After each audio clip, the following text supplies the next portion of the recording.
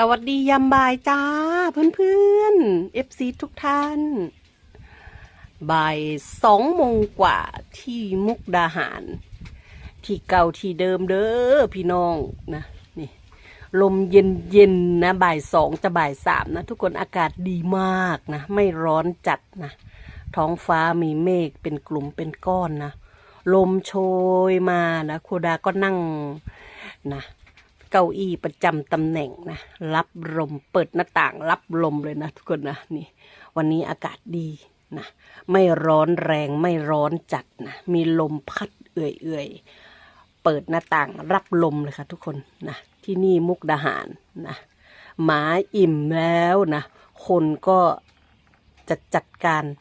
นะกินข้าวกินปลากันเด้อพี่น้องนะนี่บ่าย 2อากาศดีที่มุกดาหาร